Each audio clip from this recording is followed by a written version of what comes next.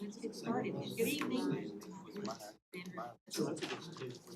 evening and welcome to the Highland Village City Council Early Work Session. It is February the 11th at 6:30.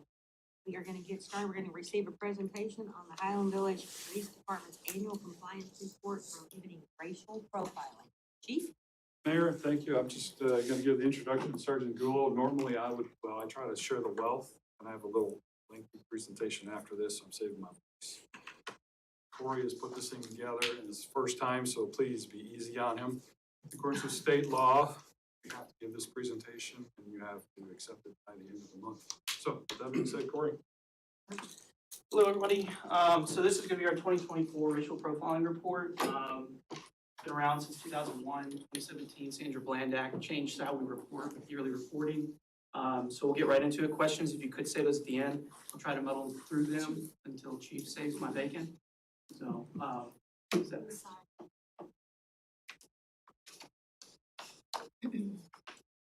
okay.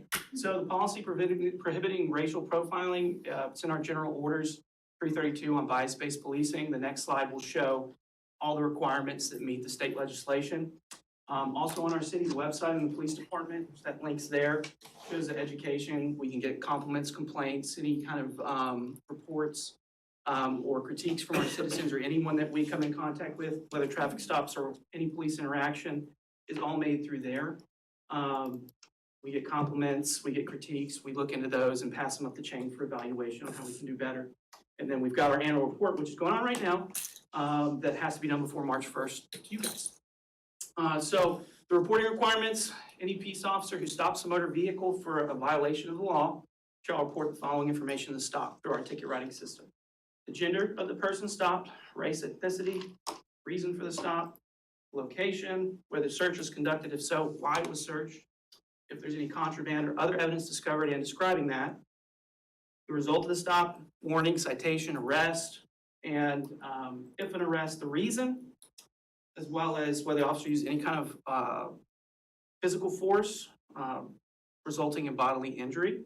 And then the data that we collect is all through our browser citation software that's on our phones that we use when we issue citations. So if you ever get stopped by an officer, got our phone out, that's what we're doing, is putting it all through there, paperless.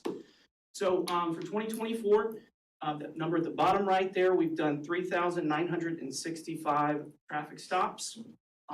Those are breakdowns of where the location was. We got city streets, the private properties such as parking lots, state highways, which is 2499 and 407. That number 3 right there, if the race was known prior to stop, yes or no, it's one of the questions we have to be evaluated. And 98.71% of those stops, no, the officer did not know prior to the stop what race that person was on that vehicle. Race and ethnicity, we break it down like the policy says. That right there is just kind of our total out of those on everybody that we stop. Breaks it down by gender in section 5, 1,594 of those tickets, traffic stops, were to females, and then 2,371 were to males. Reason for the stop: we have moving traffic violations, speeding is one that comes to mind for the most part, legal U-turns, stuff like that. Pre-existing knowledge would be if an officer sees a vehicle from one of our flock cameras or runs a license plate on a routine check, comes back with a warrant, and they stop the car for that. Vehicle traffic violations would be equipment issues such as like an expired registration, no insurance, maybe headlights out on the vehicle, and then violation of the law. That would be anything within the penal code or city ordinances. As far as searches conducted, we've got, out of those close to 4,000 traffic stops, we only searched 83 of those. And then the reason for search is broken down into consent. The person gives us the permission to search their vehicle when asked. There's contraband in plain view when an officer makes contact with that individual. Incident to arrest. We search the vehicle after that person is taken into custody. And then an inventory of the vehicle prior to tow, to make sure we categorize items so they don't go missing when the tow truck company gets them. No search, that's when we didn't do any searches. And then probable cause exists for us to be in that vehicle for a search. So section 9 on contraband discovered, out of those 83 times that we did a search, 54 times we did find contraband when we did a search. And then the description of contraband in section 10, alcohol, currency, drugs, other stolen property, and weapons. The result of the stops, out of all the traffic stops we've done, in that 3,965, we wrote 875 citations. We made 7 citations with arrests, so maybe they were, had warrants or something, and then they also got arrested on that, and then they were issued a citation for the initial traffic stop violation. Could be a multitude of reasons. Written warnings, 3,039, and then written warnings and arrests, 44. So the arrests are based on either outstanding warrants. Person has a warrant from not just Highland Village, but any city. Violation of penal code. Could be drunk driving, anything like that in the criminal penal code, or a violation of the traffic law. We had 1. Physical force, if those were used, we had 4 instances of use of force from the officer on the person operating that vehicle or an occupant in that vehicle, 1 with an injury to the officer. And then arrests due to contraband found. We have 21 arrests that were due to us finding something in their vehicle during the search, finding contraband. So summarize the way that we kind of categorize all this data. Like I said before at the start, we use our phones with the Brazos software to categorize all this data. We also have our body cams that record all our interactions with any citizen we come into contact with, and there's another policy for that. And we keep all of our video and body-worn camera retained in our system on axonevidence.com for 90 days for state law, and we're in compliance. Anybody have any questions? Councilman, anybody have any questions? Why is, sorry, why is money considered contraband? Is there a dollar amount? So I don't know for that specific one, but I can give you a scenario if that's okay. So say we respond to a call of a theft where somebody stole or robbed somebody for money and then absconded from seen in their vehicle. Our officers make contact with that vehicle, stop that vehicle with the pre-existing knowledge that we have from the reporting party who's a credible third-party witness or involved witness, and then the $200-something that they report was stolen to the initial officer or dispatch is located in that vehicle's car, or through the subsequent investigation of interviewing that person, yeah, that's the money I took from that guy. That's when that would be seized. Okay. That makes sense, sir? Cool, yeah, thank you. Yes, sir? Councilman Fiorenza took my question. Okay. That's kind I of was weird. worried about driving with bags of money in my car. Not illegal per se. One additional question, if you will. I believe I asked this last year of you, Chief, but the racial makeup of our community is heavily skewed to white. Do they take consideration in these statistics relative to that fact? Who do you mean, I net? mean, the state, yeah, No. because obviously with the numbers that have been presented, there's no real racial profiling heavily skewed to a white race, right? Mhm. How do you find, other than higher statistics, how do you find that we're actually racial profiling a minority group when the majority of your group is white? So there's a couple of things we do.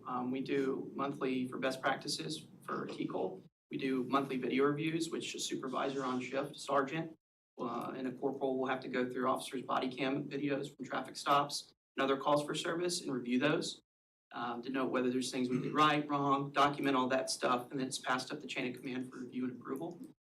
So there's extra multiple eyes on that. Like I started at the second slide, where we have people can give comments, critiques, concerns. We always take those and look into those, even if there's nothing the officer did wrong per se, but just to look also as things that we could do better, whether that's training for the officer or, is there something else we need to be doing or what did we miss on this?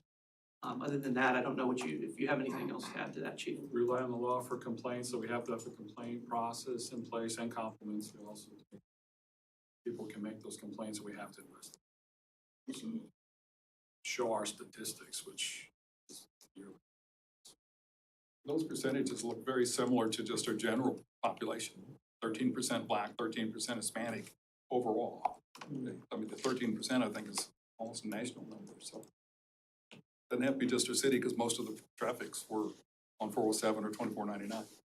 Well, and that's what I'm about to say is that one thing you gotta keep in mind is probably a huge number of the stops, especially those on the state highways that cut through town, are not Highland Village residents. And so, to that extent, you're not gonna see, remember, you're not gonna see that population correlation because, those folks aren't from Highland Village. Do you keep a separate record of Highland Village citizens? Yes, we can actually extrapolate that data from our system, but it's not required in the state report, so Right. mix it starts, we just don't wanna mix it at that Sure, time. no, that's We understandable. presented that data in the past in other presentations. But do you, in part of your analysis, though, you're looking at those in Highland Village to determine if there's an anomaly? Well, we look at the warnings, we look at the citations, we look at the neighborhoods, just like you saw up here, just to see what's going on, what's the big picture. It's based on a question from one of you or a citizen, that it's time to answer the question, or whatever the reason, just to give you all that data and go through it. It just seems, if we're analyzing stops for racial profile, we have a heavy concentration of a state highway, where a lot of people can be from anywhere. How do we determine if our community is racial profile? We'd have to keep separate statistics.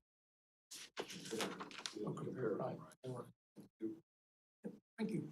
Keep track of arrests the same way too, for report purposes, we track the citizens' population, or we extrapolate that data, let's say we keep track of it, there's so much stuff that's captured, it's unreal. Quick question. So the report itself is required by state law. Is the video, the body cam video review and analysis and the lessons learned with the other officers, is that required by the state, or is that something we do internally? So it's best practices to maintain our best practices standing. So in order to maintain our ranking or standing in the state under best practices, we have to comply with 180 different rules and regulations. One of those is video, independent video, random video reviews, the mandatory ones are based on considering. Thank you. Perfect. This, obviously is on, the agenda to be voted on, and if you wanted to move that to consent, we could do that, so think about. Since we got the Just made a note, consent Oh, you did, okay. on that one. All right. Up next is, Chief is gonna do, receive an animal care services update. Yeah, Mark's gonna change, you wanna change slides, Mark? Animal shelter, workshop, animal shelter services updates, animal, a bunch of different things in here. I have about 40-ish slides, and that's not a joke. There's that much information. Trying to give you overall and then break down to some specific issues that have arisen in the immediate, over the last year and a half. I'd ask or put it out there that write a note for your questions, please, because more than likely you'll be answered by the time I finish. Just trying to link all of this data together it's a lot of information, so. Initially, you might see a slide, wow, I know it's gonna happen, so. Next. Shelter here, just the location. It is, not readily identified from the front, but it's been in existence since 2002.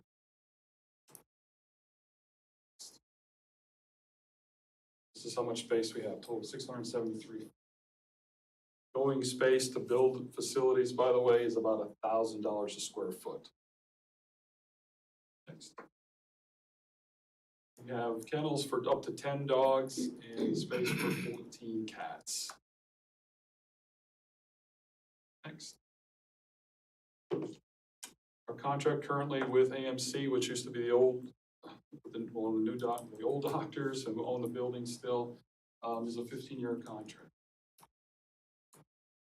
In the past, they used to provide us, this is one of the big changes when we switched contracts, they used to provide all the animal or kennel services for us. So in the morning, their crew, because they had to clean up on their side and take care of animals, they would slide over to our side and take care of our animals. We lost that when we contracted with them in 2022. Shelter services contract with All American Dogs picked up primarily that service for us, which provides up to 4 hours of service a day, unlimited animals in our facility, and up to 4 hours each day, 365 days a year.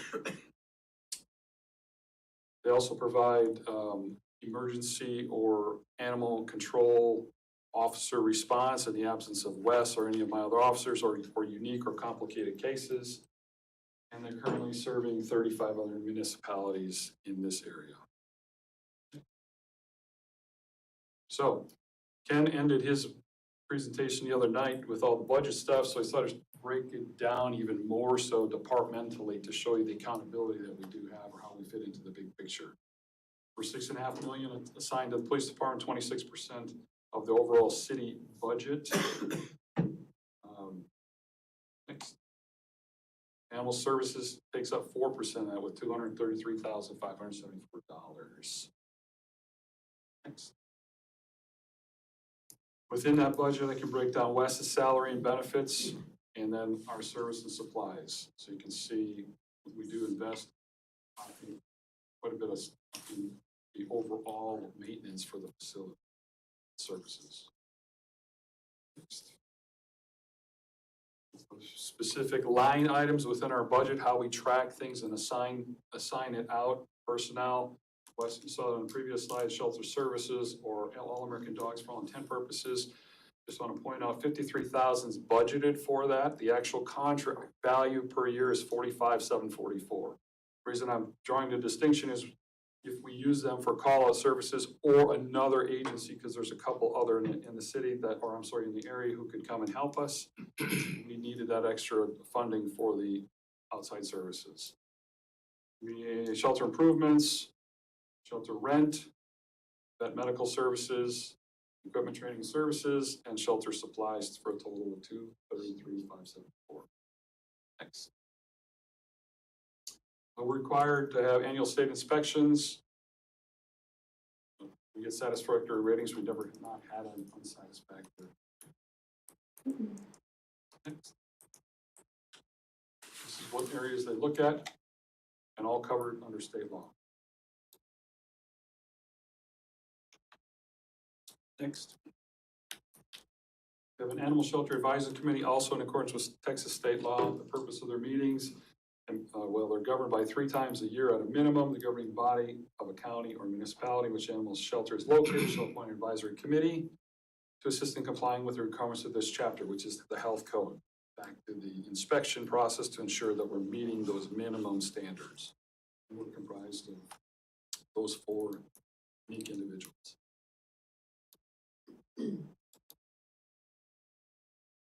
Next. Under animal certifies, we have, services, we have Wes, 1 full-time animal control officer.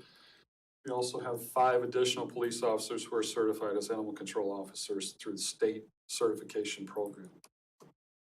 As a caveat, every peace officer in the state of Texas is authorized to conduct animal control operations. They don't need the certification. We've moved those 5 individuals to the next level, just like our ECAs, things like that. We believe in training our people better. They do a better job. They have a better understanding of what they can and, more importantly, what they can't do. They're not afraid to handle some of those things. Obviously, with Wes being the only person here, we have animal calls outside of Monday through Friday, 8 to 5. Well, you can see all the calls for service over the last 3 years. Dropped a little bit this year. Well, bites, trap permits, these are some of our biggest time consumers of our animal services. Next.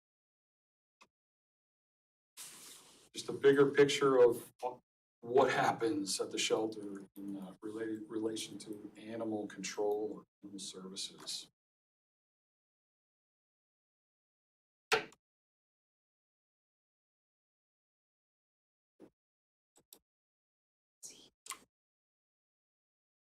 We'll be able to go back to any of these slides also if necessary. Next. We do have to write citations every insult in instances. Usually those are reserved for animals at large, or meaning the animals got away from the owners on a regular basis. We take enforcement action. Rabies is it's mandated by the state, so that's another big issue.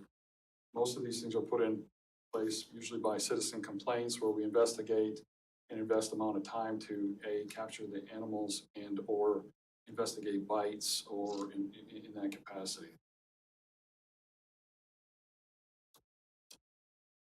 If I flip one too fast, just say, can we go back? That's not a question, that's just you want to review. Okay, thank you. Next. We have a newer program. We have always had the auxiliary program in place. We've since implemented volunteers under our auxiliary program. Those people who uniquely want to be involved in providing specific service just to the shelter and not directing traffic during events or vice versa.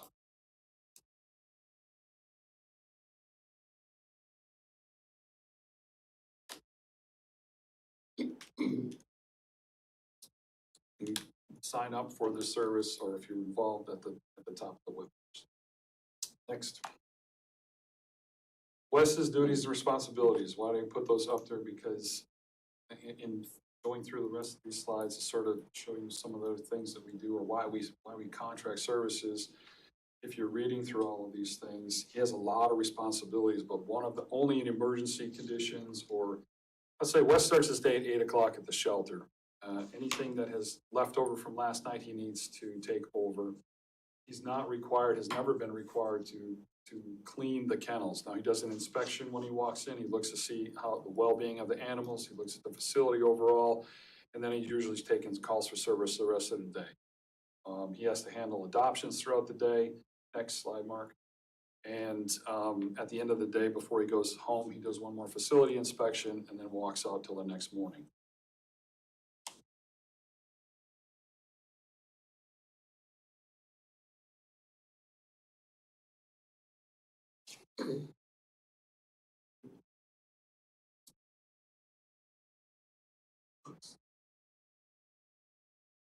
We had questions about whether or not we take donations. Yes, we do. Not up here, but which I'll talk to later, is we don't take blankets, we don't take rags, we don't take food, we don't take toys, we don't take anything of material value anymore. Primarily because of when we had 3 outbreaks of parvo. Listening to our animal control advisory board, the doctor assigned to that, talking about all the dangers from trying to disinfect or whatnot. But literally, we would get blankets, things dropped off at our back door that would get bugs and rats in them, torn up. People would drop off food that was left over in their household from animals that passed. Some of the food was infested with bugs also. The toys, not in really good condition or whatnot. So we have this posted on our site. Try to let everybody know we will take cash donations. Uniquely, we're able to save that money in that fund. Going the next part, we're able to carry it over. Not many accounts in the city budgeting process are allowed to be carried over, but a donation account is in this case. So we've been growing it. We have a major expense coming. We'll see, but cat kennels is a big deal to change out in our facility. I'll just give you the rough estimate. Last year to do the cat kennels was $17,000 to change them out. So I'm hoping to use the big chunk of this towards that, although we have city money budgeted for it. I want to try and get that balance down to a more manageable number. And the city really, the city has never said no to anything that's for related to animal control that was within reason to take care of, other than building a new facility. Next. Here's what we've done so far in the facility. Remember too, this facility is not ours. We pay rent. The rental agreement with with the owner is that any changes to the facility, we have to get permission from them. It's joint ownership, by the way, so it's 2 people who control that request. We send it off to them, we tell them what we want to do, we have to show them what the impact's going to be and the cost is going to be, and they say yes or no. They've said yes to everything so far. Ventilation system improvements and temperature monitoring system, next. Here's our biggest investments right now. Well, close, the turf and the shade and the fence. Some really nice, neat.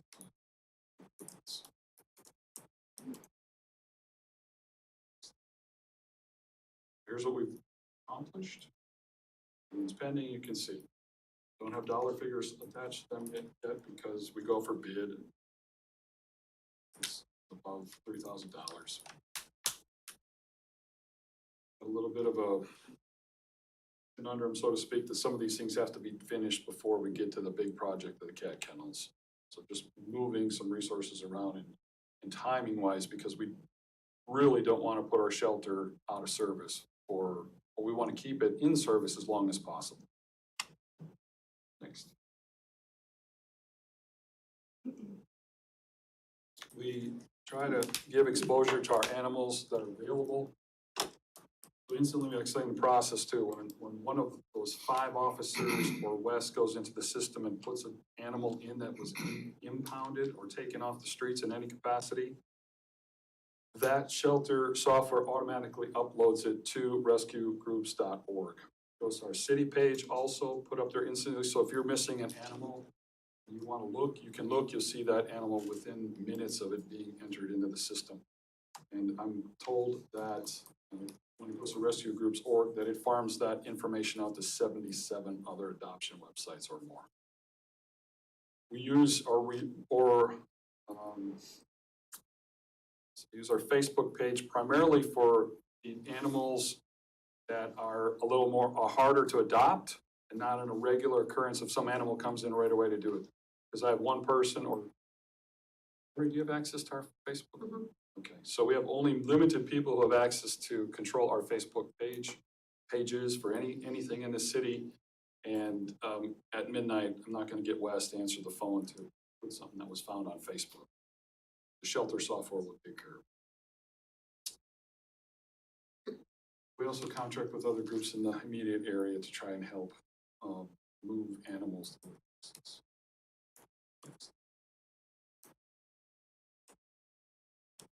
So right as of today, here's the 3 dogs that are in one of our 10 kennels. We've been there for over 10 months. Utah for 5 months. Izzy for 3 months. Next. Talk about, you'll see, or at some point when we bring this thing to say, why are you hanging on to these dogs so long if it says you shouldn't? And it's tough. It's a tough decision. Tough decision to move animals out of our shelter. But we know, Wes knows, after so many days, they just start not acting as good as they did when they first came in.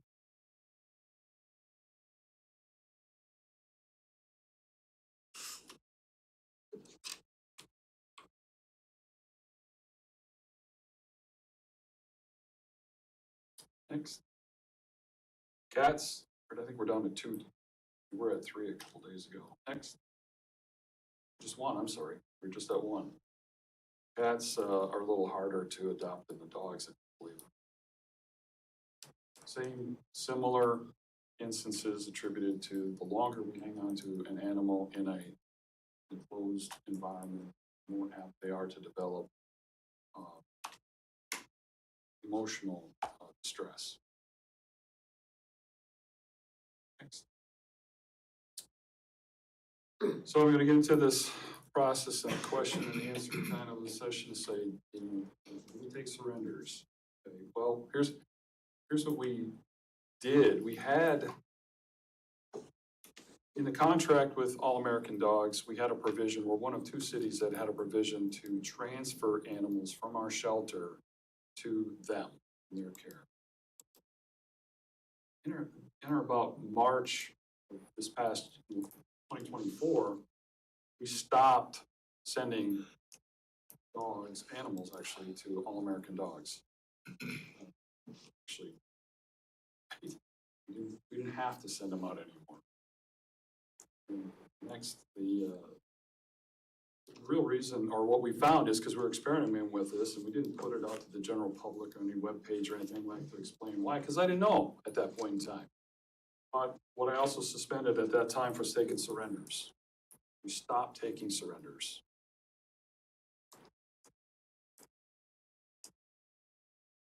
Next slide. So some of the reasons we stopped taking surrenders and limiting the capacity of our shelter at 50%, and with weeks, a few weeks at a time to try to move them out of our facility, we got stung hard with parvo 3 times. Multiple animals either died or we had to put down during those instances. Too many pets, too many animals in our facility. Next. So here's in 2023, I just want to say what we did with cats and dogs.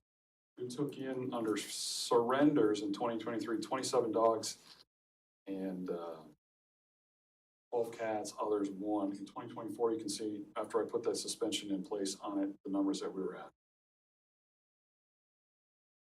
We're going to define unwanted pets as, not curly. Well, we don't have it posted anywhere, but Wes assures me every time anybody would come in and try to surrender, he asks them a lot of questions. We have not had any emergency situations or cases. They're most often, if not always, related to people just not wanting their pets anymore. And I hate saying this, but I will say it. Okay? Wes doesn't like putting down animals. Wes, we don't like transferring animals. We should not, my philosophy is this: why should we be responsible for an animal to have to house it, to feed it, to ship it to another location, or put it down because someone made a poor choice and took that animal in? So we ask Wes heavily we have solutions for those things, and other agents, that's coming up in the next slide.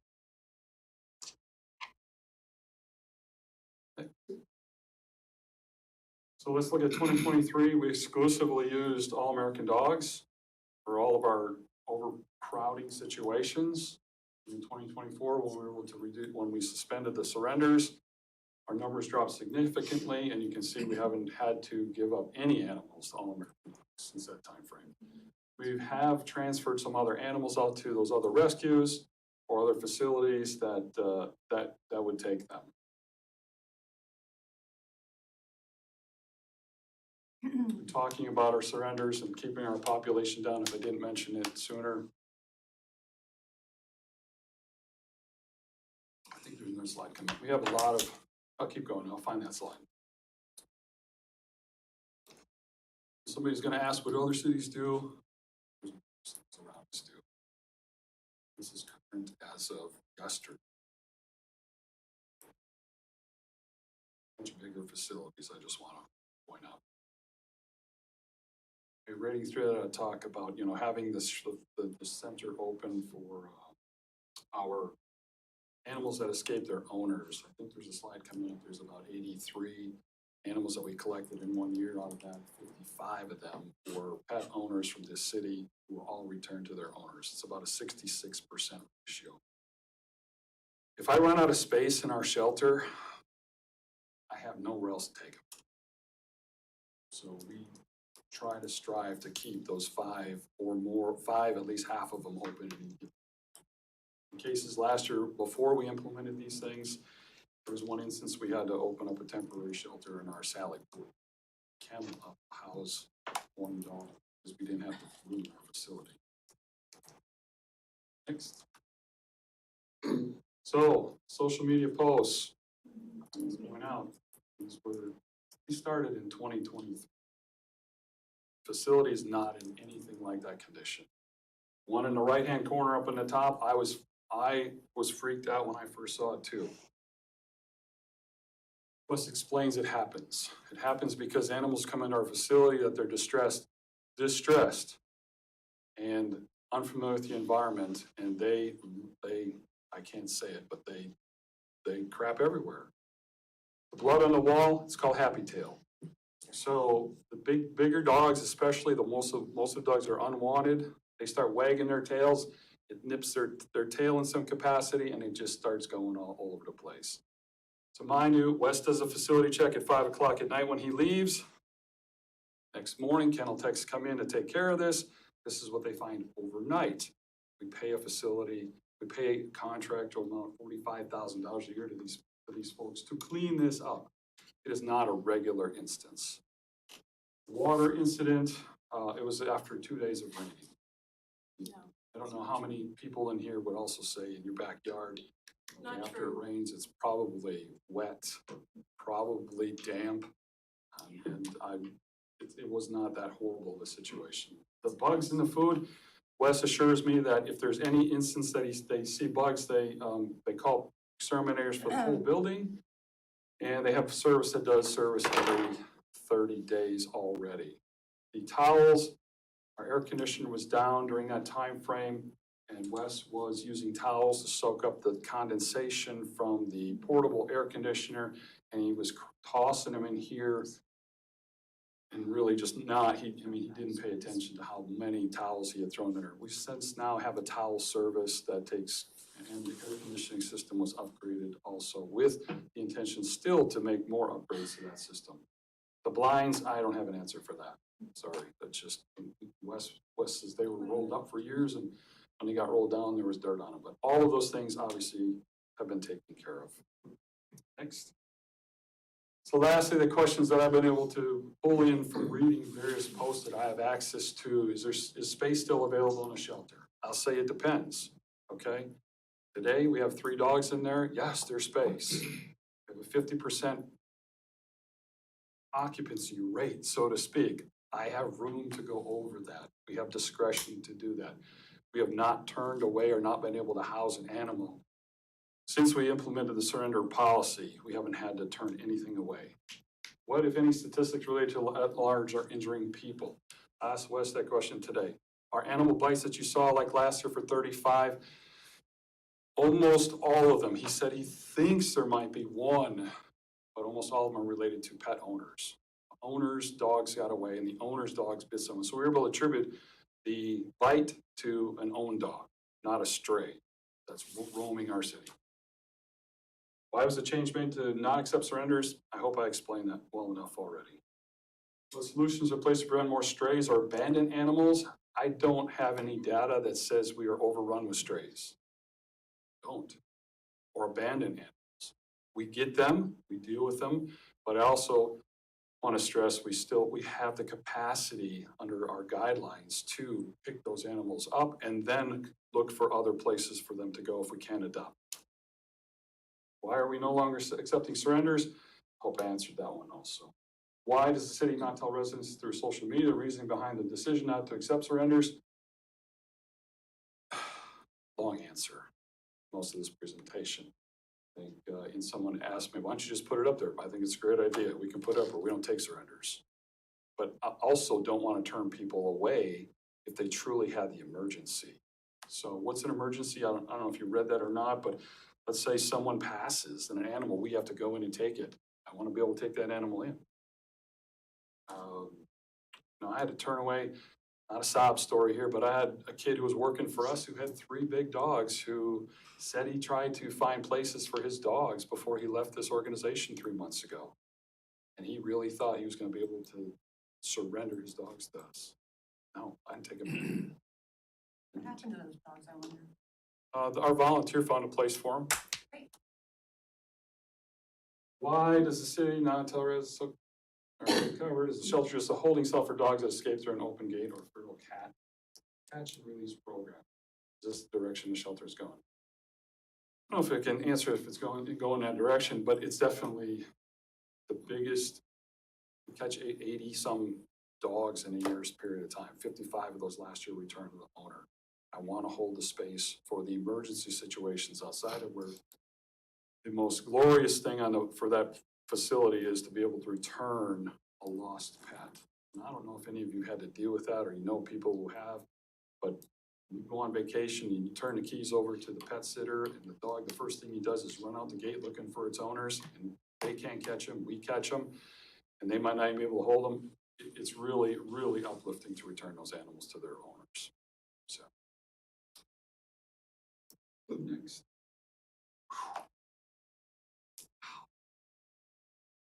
Council? Anybody have any questions?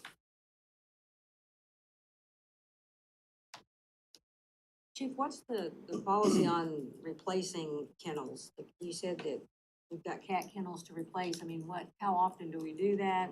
What's the policy They've on? never been replaced, to my knowledge. So, the biggest thing holding that up was the other work in the facility. We need some electrical work finished behind those kennels, so we need to pull. When we pull them out, they're gonna have to do that, the floors, the ceilings, all at the same time. It's the policy.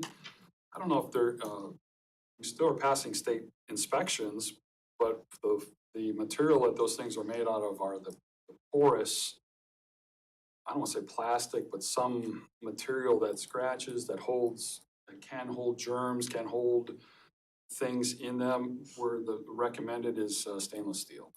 So stainless steel is pricey. And so we have what you were talking about, the plastic, but when we change them out, we'll go to stainless steel. And how often does the state come in and inspect? Once a year. Once a year?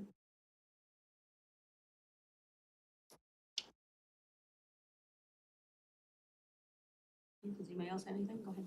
Sir. I have a naive question. What's the problem with transferring strays to different facilities?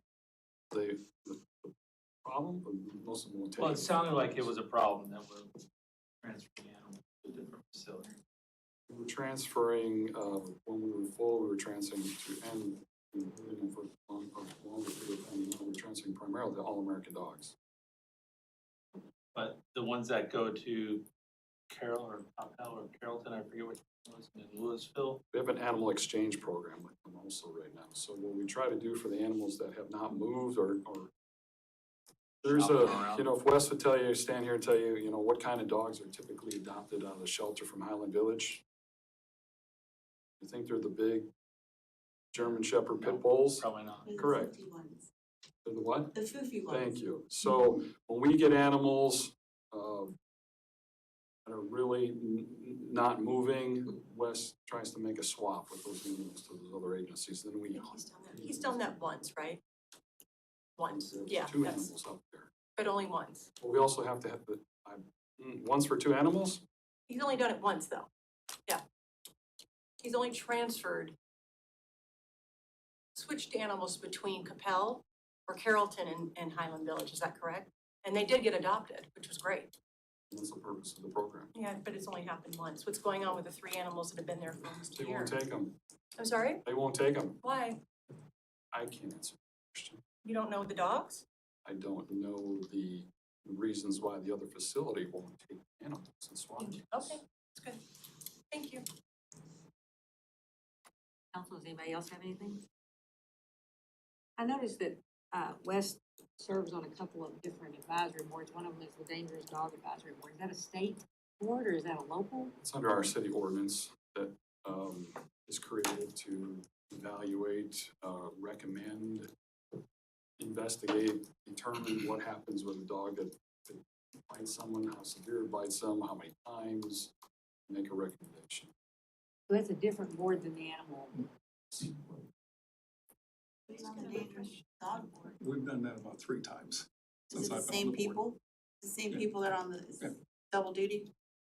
Right, but it's not the same, it's really, I don't think it's the responsibility of the. It's a different process. But it's people who are familiar with the shelter.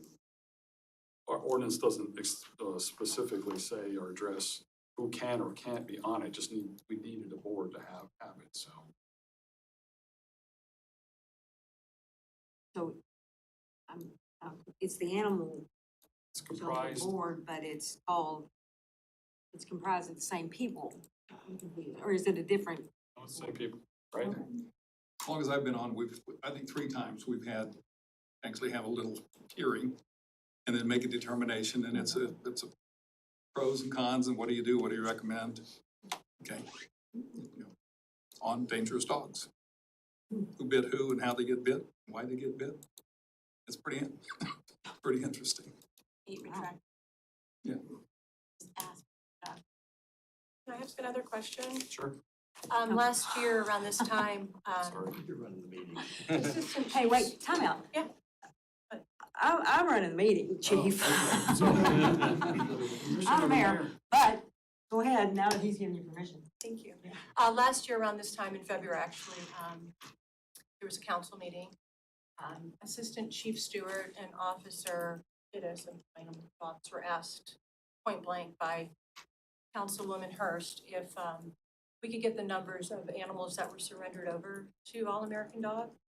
And were we getting the services that we were told we were getting through them? Meaning they were, we were told that they have a 90% live release rate of animals that get adopted through them. And we pay for that service, tax member payers. Do we ever get the questions answered to that? How many animals we surrendered to them and how many were actually adopted or how many were euthanized? I would like to know that answer. If anyone ever followed through with that, that'd be great. Well, I think I put up the stats on how many we've No, surrendered those to aren't the them. right stats because I have open Surrendered. records that prove those aren't the right stats. Are you saying you already have the answer to the question you're asking me? Then can you answer it for me? I can't answer it right now because it wasn't one of the questions I was asked. I put all of the answers together that I saw. Okay. So the question that she would like answered is, how many, There's three of say them. that again so we can get that How many information. animals were surrendered over from Highland Village between when I started, well, actually before, because a couple of people from All American Dog were still there. So basically from March of 22 to December of 23. How many were surrendered, how many were actually adopted out, and how many were euthanized? That's all. Okay. You can. We can ask. information in I mean, that. I have the data already that shows how many animals for those calendar years that we sent out. If you change the dates between those, there might go up. It might be different than what I just put up because it was calendar dates versus work dates or employment rate. Can I ask another question? Charlotte, Mayor? One more, just One while we're more, here. this is it. This is it? One more. I lost my train of thought. Oh, It happens. I'll ask at the council meeting. It's fine. if you think of, Okay, thank you. okay. Okay, Mayor, I would like to add, I do want to thank the council. Anytime that the chief has brought any request forward for improvements to the animal shelter, you all have been very gracious to give us that. And as you can see, a lot of work has been done in the past 2 years to make the facility much better and address a lot of the issues and concerns. Particularly when you look at the outdoor area, in inclement weather, it's easy to get a dog outside so they can have that time to run around. It's a great area to show adoptions as well. Whereas before, yes, if it rained, it does not drain very well right there. So and that that's was been a great huge improvement. improvement too. That was to really nice. And to have that half fence to be able to, That was, that was again, Wes, who, I don't know how it came to fruition on the whole idea, but, we don't have the facility, it was never established to have the viewing ports and the windows and the glass, so the only option we have is take them outside. So there's now a little viewing area to do that and cleaner. We learned a lesson about the sail, and when the ice storm came, it just tore it down here, we had to replace it, so. How'd the awning survive through the snow and ice? Well, Did it make it? the sail? Yeah, No, we didn't make it. didn't make it? No, we didn't. So it had to be replaced. Okay. We learned our lesson. The West, after that, to put up a note on the door before, if it's ice storm, we need to take it down. It's not that easy to take it down. And but, heavy rain will do the same thing. I'm not sure on that one. The gentleman who installed it all is a local resident who has given it, he says, you call me and I'll come take care of it, so. that's good. it's- Okay. I think- There was an investigation that Highland Village y'all ran against All American Dog to find out what actually was going on with the adoptions of our animals. After that investigation, you stopped surrendering animals to them. From what you found, what was going on over there, was that the reason why you stopped surrendering animals from Highland Village? There was concern that was part of that equation. What was the concern? Concern that you brought up that they were being euthanized. So we stopped surrendering animals to them for multiple reasons. Number one, we didn't have the animals to surrender to them. That's really what happened. When I stopped the surrender program, we didn't have the number of animals that we were having to move out of the facility to them. Those numbers are pretty clear. No surrenders to us, we No, didn't that's have to great that move you're not them to doing them. it. I appreciate that. Great move, actually. The council, anybody else have anything? Are there- Oh, see, All right, so then we are going to. I was saying, I got a fabulous dog from y'all years ago, and he was there a long time, and they called, hey Rhonda, he doesn't photograph well, blah, blah, blah. And he was a lab basset mix, and he taught my kids how to walk and potty trained them using the dog door, so. Best dog ever. There's a whole different story. He was the best, he's the best dog ever, like, I mean, we wish we could have cloned him when he came from Probably y'all's. 25% of people in this room who have taken animals from our shelter, me inclusive, Angie inclusive, Lori inclusive. Your cat from there too? There, I mean, yeah, there's a lot of people who've taken animals from our shelter. Wes will occasionally stroll through City Hall. With them and- Great thing. So, I do like that, comment, I do like that swap idea where you can, that makes perfect sense, and another council member had mentioned that and said, you know, I never even thought about it. If a dog can't get adopted here, maybe it could go different eyes on it. So I do like that, I'm We glad. try, and one of the things that hit me too on it was we keep somewhat records of these dogs and their behavior, okay? So those questions will be asked by both sides. Right, right, I understand this. You know, what we've learned is that although an animal may love you and kiss you and lick you, it will try and rip my face off. It's just the way some animals Makes are. perfect sense, I mean, If we probably not a It's a good uniform. analogy to use there, but I mean, I can see why they all want to be.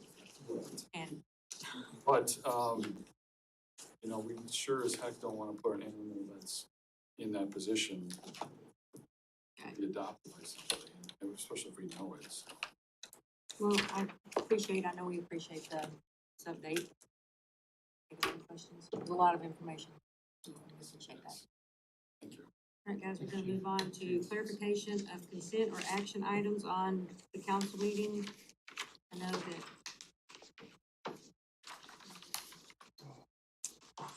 we talked about moving that one, Moving 17. yeah, so John, if you wanna.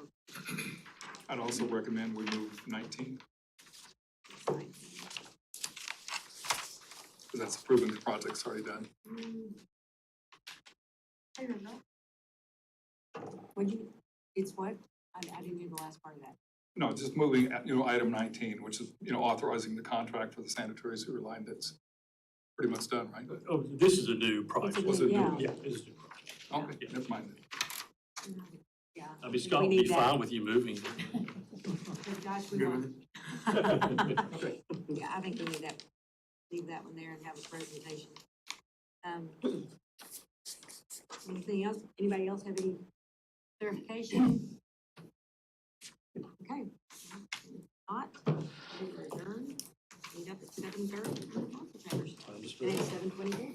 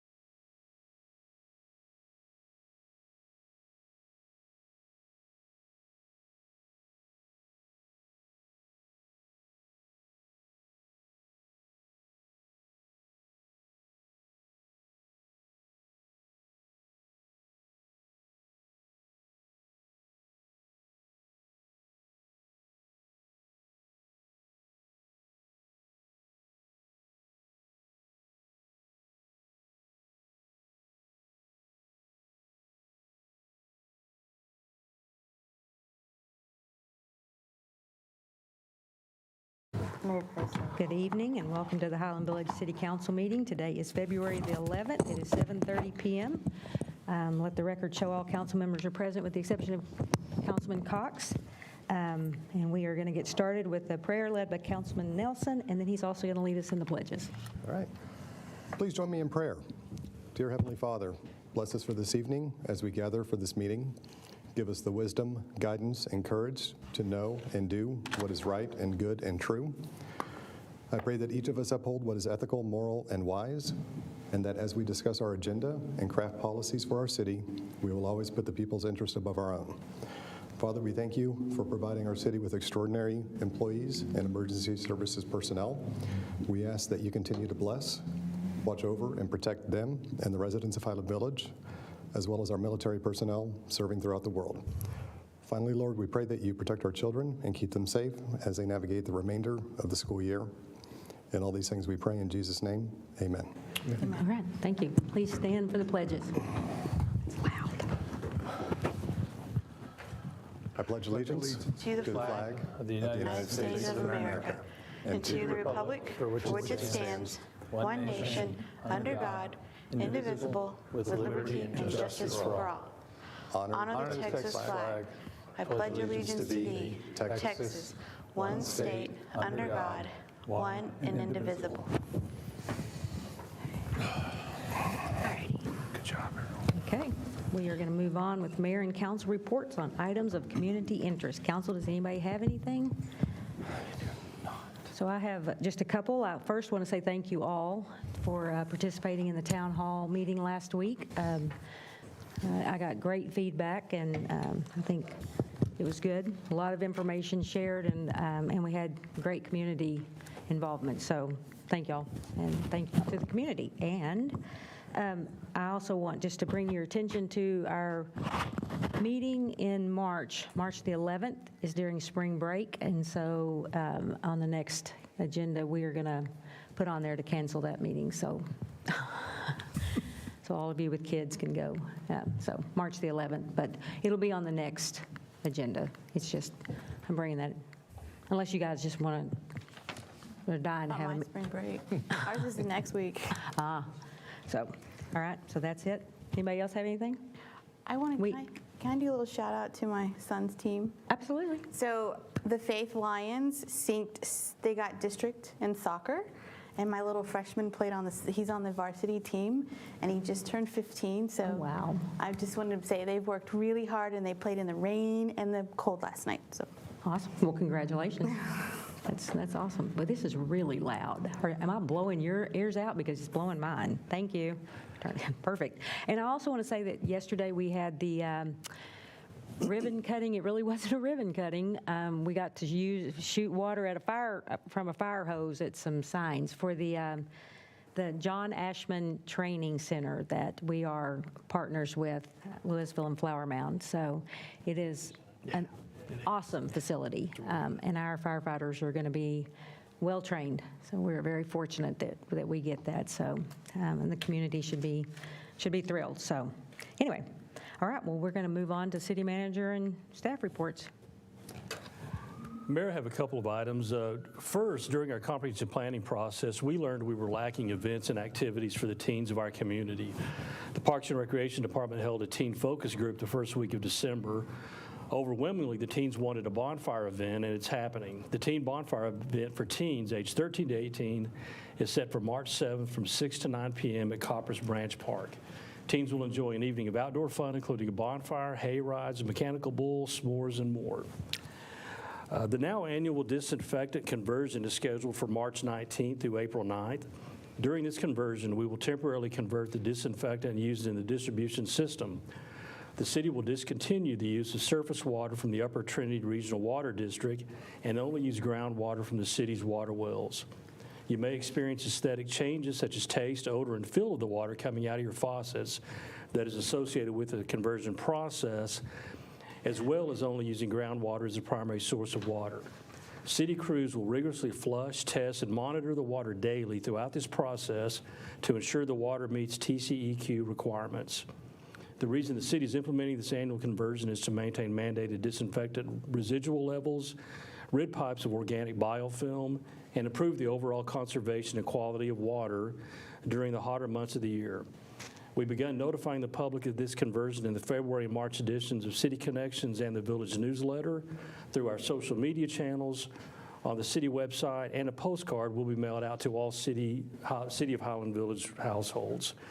And Mayor, you did mention the town hall meeting. I did want to mention along with that, we have seen an uptick in the request for signups for city news and information. So Good deal. that was a great way to get people to know about that. So Good. thank you. Good. And thank you to the staff for the department heads for being there, because obviously all the information was shared by them, and they did a great job, so. Thank you. All right, we're going to move on to visitor comments. Anyone wishing to address City Council must complete a speaker's request form and turn it into the city secretary.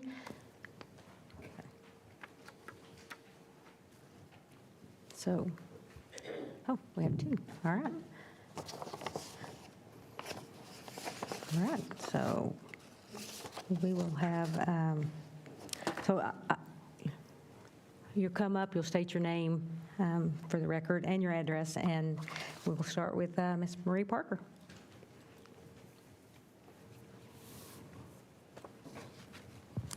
Marie Parker, 342 Doubletree Drive.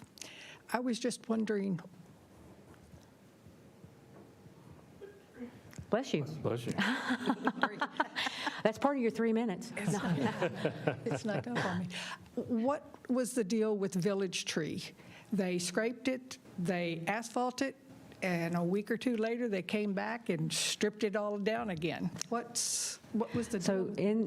during public comments, we can't answer that, Okay. but I know the answer to that. And when we have Mr. Kristen come up, I'm going to get him to answer that when he comes up before he does one of his presentations.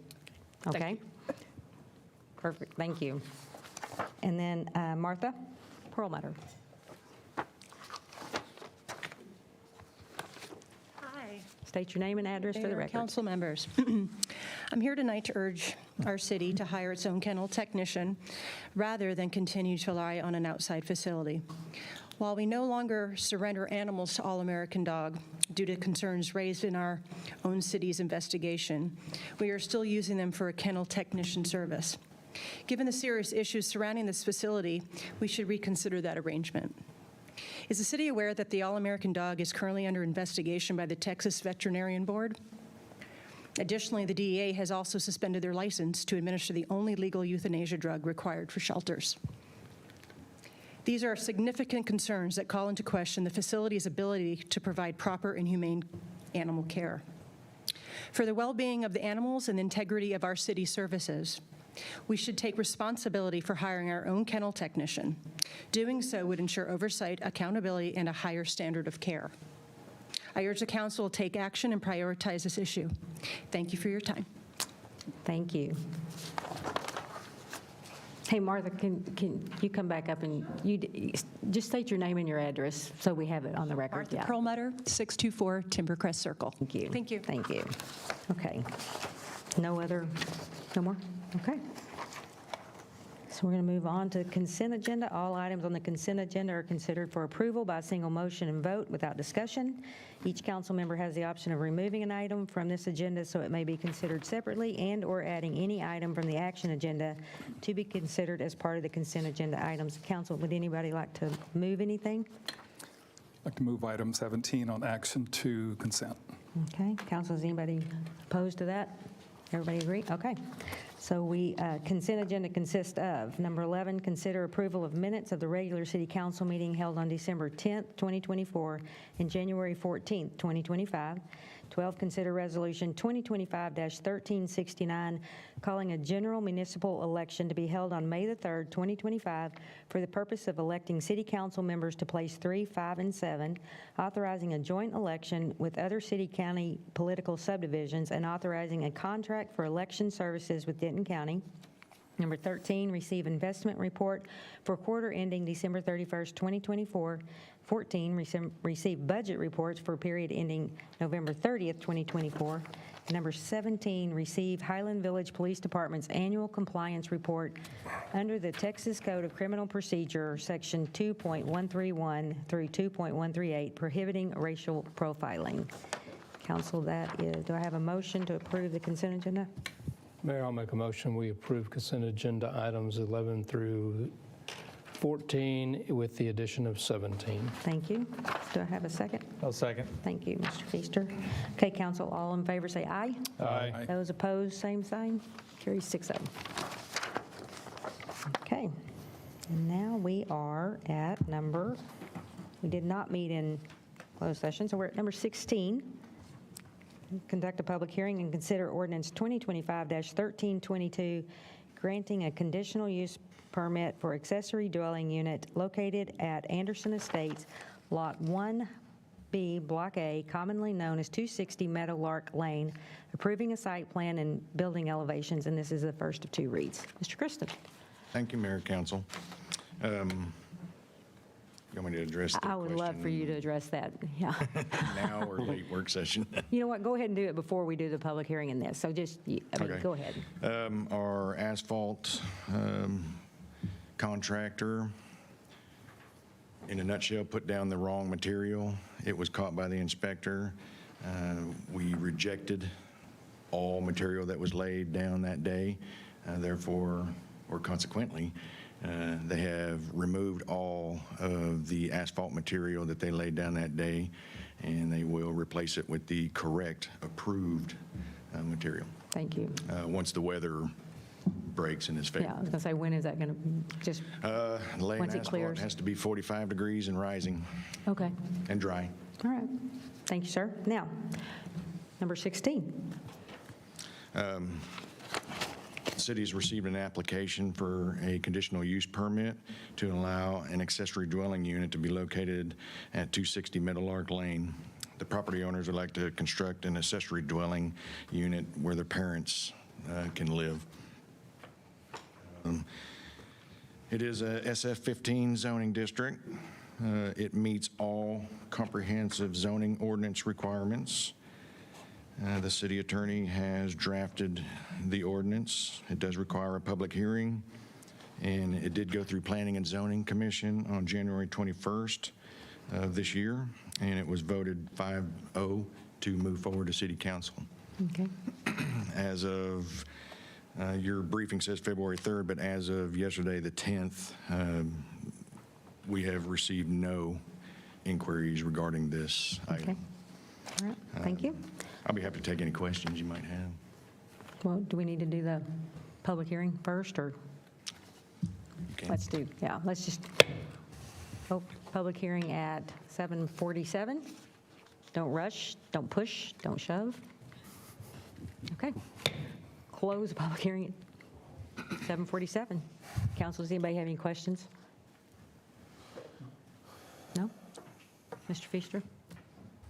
Yeah, I don't know how to frame this, but what cancels this conditional use permit when it's no longer needed?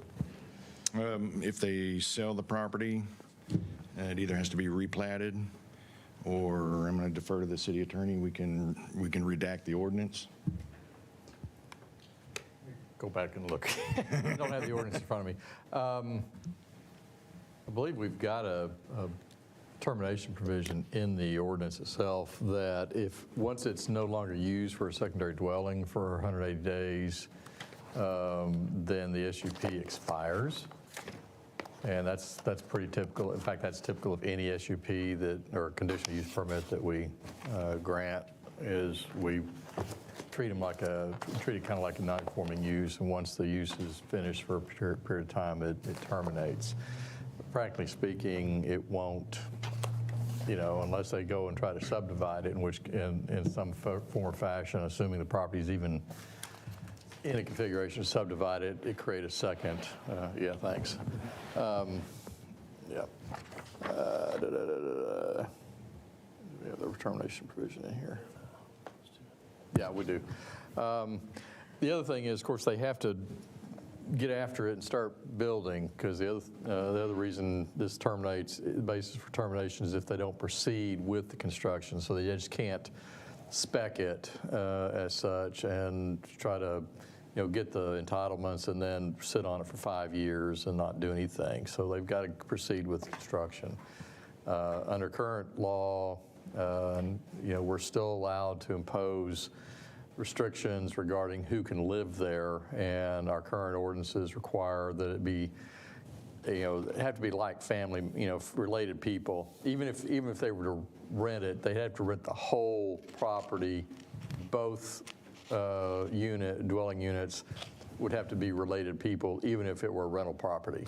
So you can't have one person, one family living, or one person living in one unit and somebody who's unrelated living in the other. We were very intentional when we drafted these standards several years ago to make sure that was the case.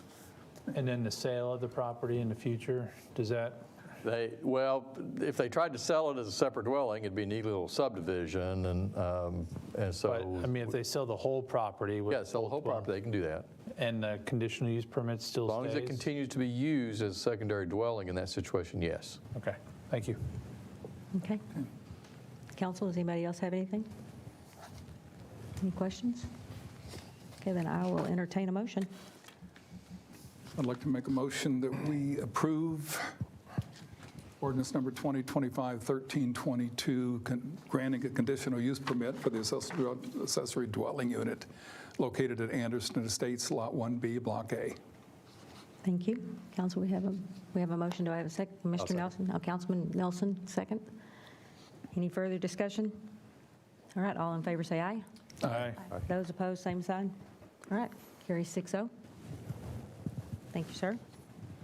Okay, we moved 17. So 18, consider resolution 2025-1370 approving revised financial policies for the city of Highland Village.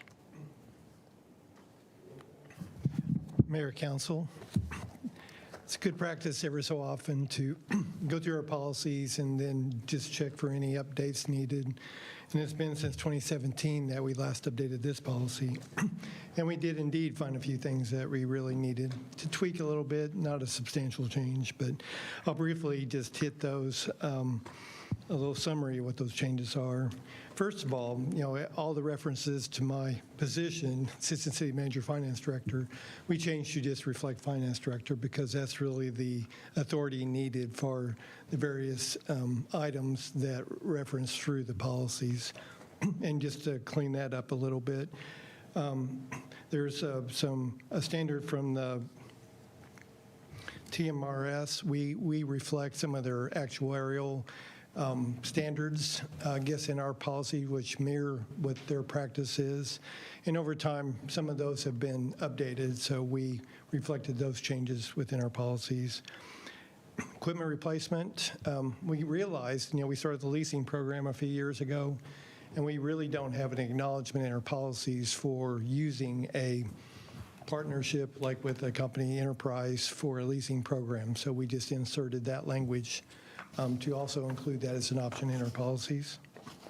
From just an accounting standard from the Government Accounting Standards Board, they changed the designation for capitalization of interest incurred with acquisition of assets to now reflected as an expense. So that's just an accounting standard that we changed to be consistent with that. And then as we highlighted in some other things, the GFOA has prompted a change in the description of our annual financial report. So now it's referenced as the annual comprehensive financial report. So we change all the references to that throughout our policies to be consistent with that. And the last one is with our financial report, previously you had 120 days to basically after year end to bring that to council for approval.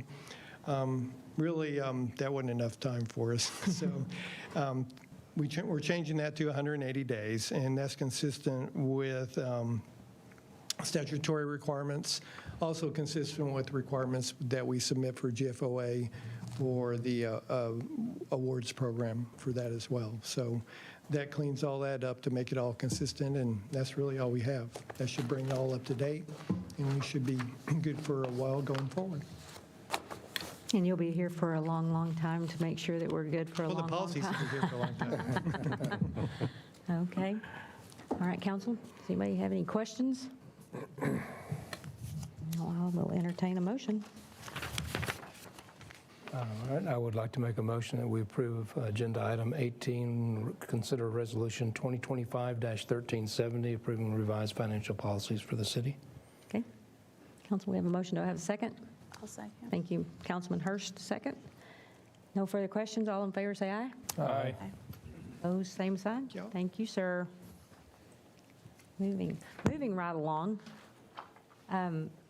Consider resolution 2025-1371, authorizing a contract with AIMS companies for the 24-inch, 27-inch sanitary sewer line condition assessment project through the city's cooperative purchasing agreement with the Houston and Galveston Area of Councils of Government Cooperative. Man, my contacts are so dirty, I can't even see that. I'm sorry. Mr. Kristen. Thank you, Mayor, Council. A couple weeks ago, I was up here and we presented an emergency contract, and I told you this was coming, so here we are. It's priority. I won't bore you again with the same spiel, but we need to clean and televise our trunk main 24 and 27-inch sanitary sewer line that's located on the north side of the city. It's located on private properties and federal government properties. We did put this project out to bid. We received no bids, and this was around Thanksgiving, Christmas of '24. And we were very disappointed because there's a lot of companies out there that do this.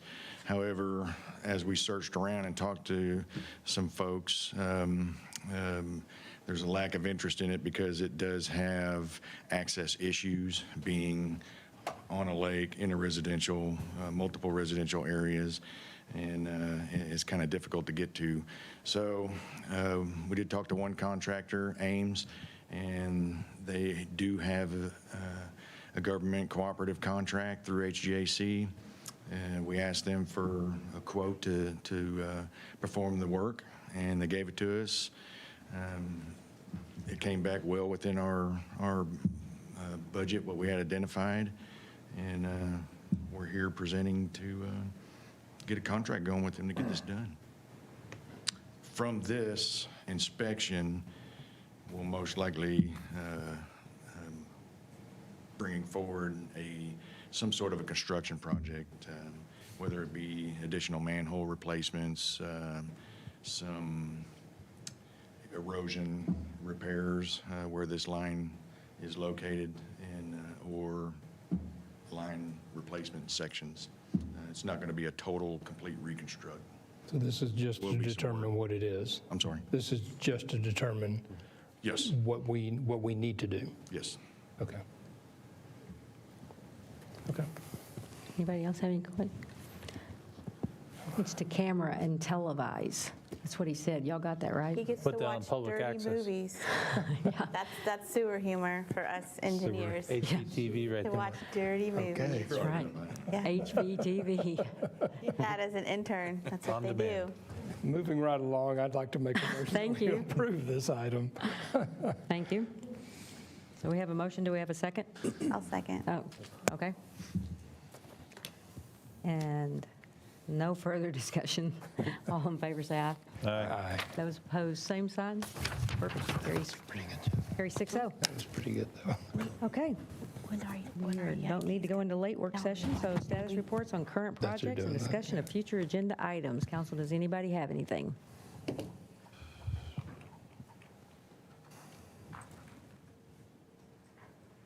Wow. So, okay.